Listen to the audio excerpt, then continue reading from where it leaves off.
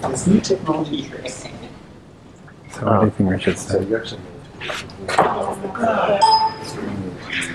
Oh, No. why is it making noise? So, I need to put this in. I want to make it a slit.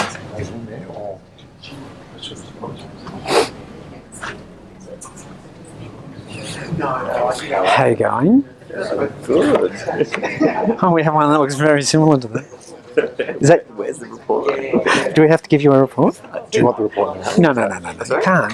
You can't give it to you now. Whose is this? I don't know. It's one of the other groups. Oh, Jesus, nice. Nice. Still got track changes in. Have you? Are we the first one you've heard? Yes. Yes. I was keen to hear what you have to say.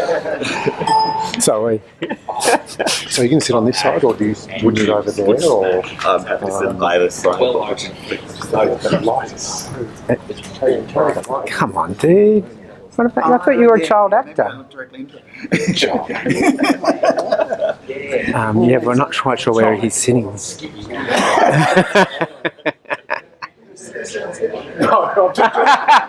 Gee, you're just going to get an autograph. It was called Smedley's Weekly. Yeah, Smedley. Yeah, Smedley's Weekly. So What were you doing on that? Saying it was about Is it a talent show? No, it was a kids sort of. It was just before, what was Marty the Monster came and just ruined childhood for everybody, but yeah. Square. That's a funny format. Sorry? Is it square? No, that's fine. It's fine. It's not Where's Gerard? He'll be on you. Yeah. Where are you going to sit? I'm happy to sit here unless you want Or me do you to. want to sit over here? Or where do you want him to sit? We will position ourselves.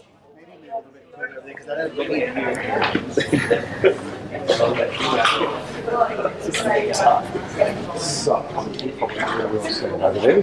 Sorry? We'll stand over there, or I don't mind. God, I really can't remember anything.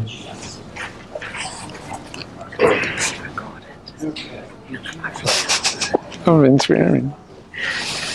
Oh, that's We've got one. You don't get that. here's one we prepared earlier. Oh, that was my end piece. Thank you. Cheers.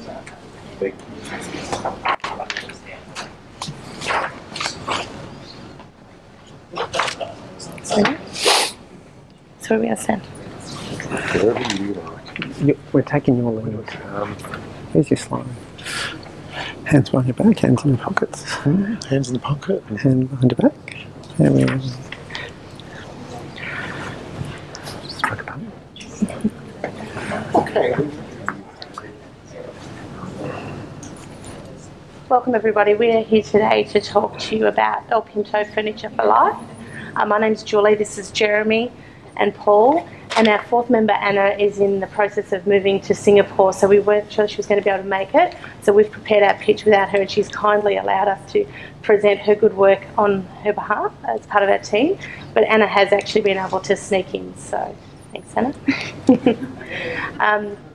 So what we'd like to do today is to talk to you about the product that El Pinto present, which is, we agree, a fantastic product, and we don't see that the challenge is in the design but in how to take that to a broader market while still maintaining those critical elements that make El Pinto what it is.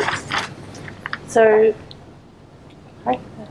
if we're looking at a current state, the greater trend is in household furniture, so that's a growing area, and it's also the largest growing sector in online shopping, so the furniture market.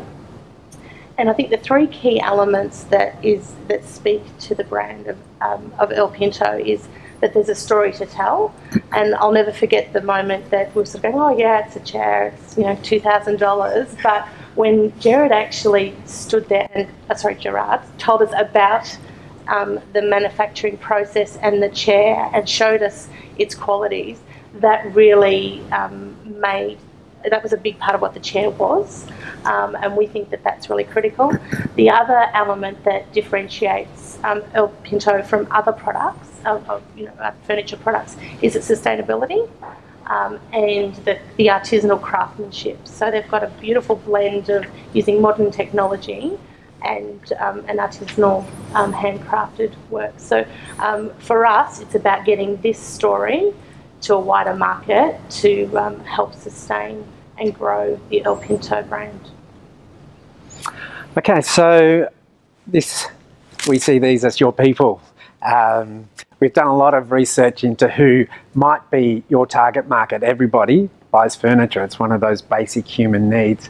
But not everybody buys your furniture. I mean, we think your furniture is something that really is responding to some really base emotional desires of a particular populace.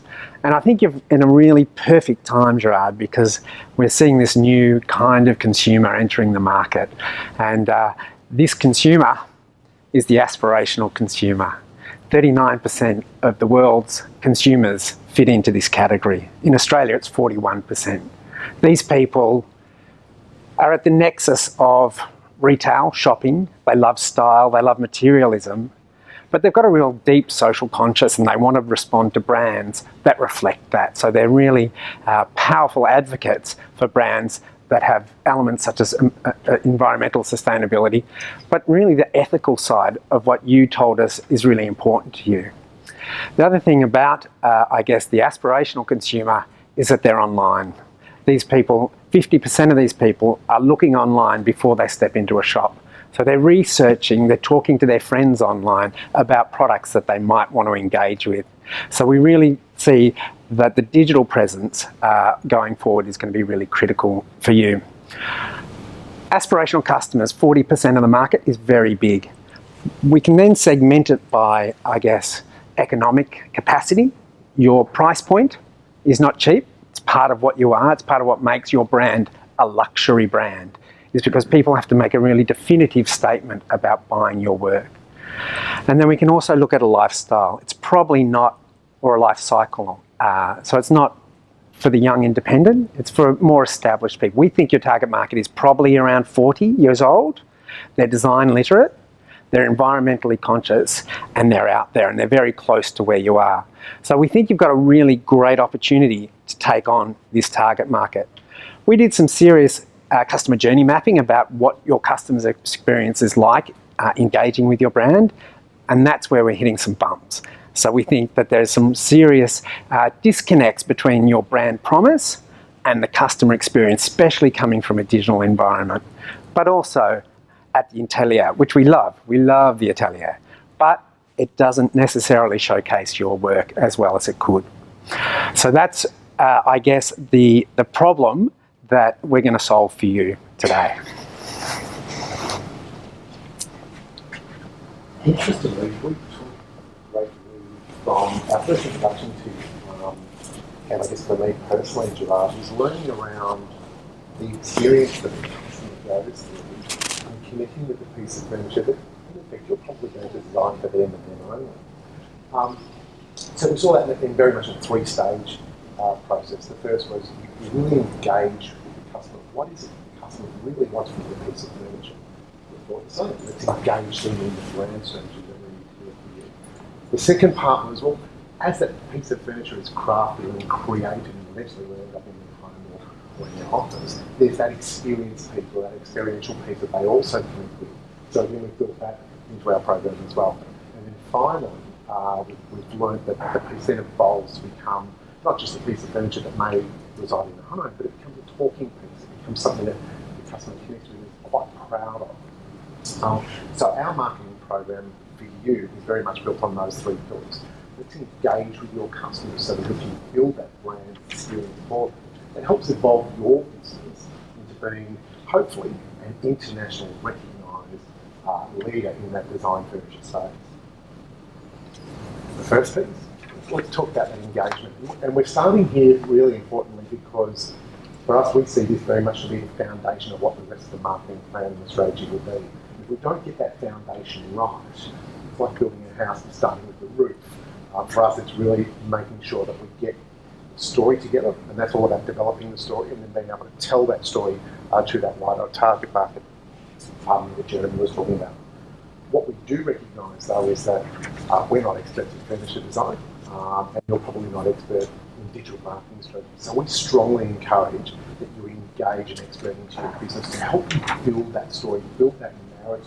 There are a number of strategies that we'll take you through in a moment that will help you connect to your potential customer in the same way that you do when your customer is actually in your atelier, experiencing the way you bring your love and your passion to the furniture. So I guess the foundation is getting your brand right. We know you've got a strong brand. It's about the brand messaging and how that message reaches your market or the potential market that's out there. So whilst brand strategies and digital strategies are not the most sexy items, they're really critical for you moving forward, I think, in terms of reaching your dream goals of becoming a design leader and a brand leader. So once we've done that, we move into the experience stage, and your customers are all about experiential retail. So we need to develop a rich, luxurious experience around it. So part of that is around product development, and you're the expert in that, and we've made some recommendations about some, I guess, ways to build your market through product development. But for me, it's really about partnerships. And what are the partnerships that you can build that help leverage your brand to the next level? So that photo on the screen behind me is something called Multiplex, which was a pop-up retail supermarket of the future that was driven by Tom Dixon, furniture designer in the UK. He partnered with Aston Martin and a whole range of fashion designers to create an experience that was only there for a short number of weeks, but drew huge amounts of aspirational consumers into it and really helped leverage his brand into a next level. And we can really see this working for you by forming partnerships with brands that you think really respond to the heart of your story, but are also slightly more evolved in the retail space or into your consumer market space. And so you're leveraging there. The other thing I think that we think is really important is about the industry and your position as a design leader and a thought leader in your industry. And there's a real opportunity to form partnerships that will showcase your design thinking to the industry. Things like alcohol-sponsored Aperol Spritz nights in your atelier, where you're inviting people to talk about their designs, or you're talking about a new piece you're thinking of making and really selling that image. Will build earned media for you, and that's a really critical thing for your target market, is they want to hear people advocating. But it will also build your reputation as someone at the forefront of Australian independent furniture design, and that's really where we see you going. You've got 60 pages of thought out plan in front of you, and we're not expecting that we can deliver that in 10 minutes. So we want you to take some time to have a look through that.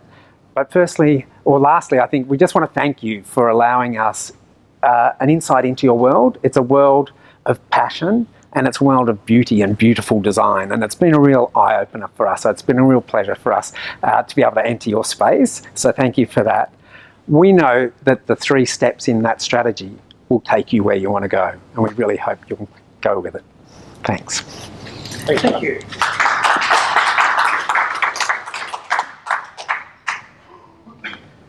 Questions? Intrigued by the idea of like partnerships and so on. So do you see that happening with similar brands, or? No, I think we want stretch brands. You know, we want to see that move you and move your customers into another space. So I think your work speaks to a particular customer. Kind of think you want to get some brand, what are the brand alignments? What are the other brands that have your ethical approach to the world, but might be a little bit further advanced? So, I mean, we could suggest brands to you, but you would probably be the best one to reflect who is a brand. But a brand like Crumpler might be in, or, you know, where Crumpler was 5 years ago, might have been in your kind of space. Or festivals, you know, what are the public events? What is the opportunity to partner with something like NGV, who have done this before with emerging furniture designers, so that the Tate company worked with NGV to build an experiential platform for their work. So obviously the Virgin Fashion Festival is a real no-brainer for us. Melbourne Festival, what if Gerard or El Pinto furnished the Festival Club one year, where you're actually going bang right to the heart of your target market and getting them to feel your furniture. So I guess it's that Vivid is another one where we come to mind. What would a partnership with Vivid and you look like to bring your work to a broader market? We also think there's an opportunity for you, Gerard, where your target customer from that perhaps aspirational, high levels of disposable income may also reside. So opportunities for custom pieces in maybe a Ferrari dealership or a Mercedes dealership. So again, starting to link your brand with very high level brands in non-compete markets, but in aligned customer markets. So that's, again, another strategy that we've suggested for you.